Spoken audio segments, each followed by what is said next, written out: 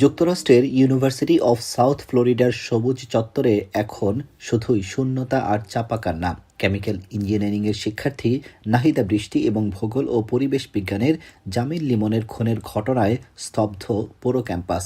গত ১৬ এপ্রিল থেকে নিখোঁজ থাকা এই দুই শিক্ষার্থীর মরদেহ হাওয়ার্ড ফ্র্যাঙ্কলিন ব্রিজের কাছ থেকে উদ্ধারের পর থেকেই নেমে এসেছে শোকের ছায়া।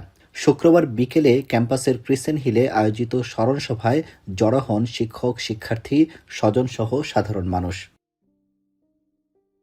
স্মরণ সভা শুরু হওয়ার আগেই নাহিদা ও জামিলের ছবির চারপাশে ফুল দিয়ে শ্রদ্ধা জানান সবাই। এ সময় সারিবদ্ধভাবে দাঁড়িয়ে তাদের ফুলেল শ্রদ্ধা জানান সহপাঠী আর স্বজনরা।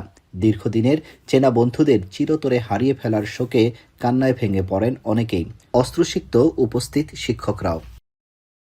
শোকসভায় অংশ নিয়ে ইউএসএফের প্রেসিডেন্ট মোয়েজ লিমায়েম বলেন, নাহিদা ও জামিল তাদের পরিবারেরই অংশ ছিলেন।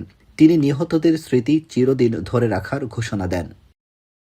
বিশ্ববিদ্যালয় কর্তৃপক্ষ জানিয়েছে, ক্যাম্পাসের স্মৃতিফলকে এই দুই শিক্ষার্থীর নাম স্থায়ীভাবে খোদাই করে যুক্ত করা হবে। পাশাপাশি আগামী সপ্তাহের সমাবর্তন অনুষ্ঠানেও তাদেরকে বিশেষভাবে সম্মান জানানো হবে।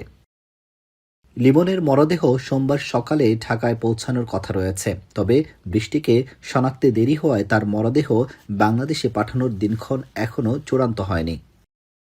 এই নির্মম হত্যাকাণ্ডের ঘটনায় জামিল লিমনের রুমমেট হিশামকে আটক করেছে স্থানীয় পুলিশ। তার বিরুদ্ধে মৃত্যুদণ্ডের আবেদন করতে পারেন ফ্লোরিডার প্রসিকিউটররা। আব্দুল আহাদ, এখন যুক্তরাষ্ট্র।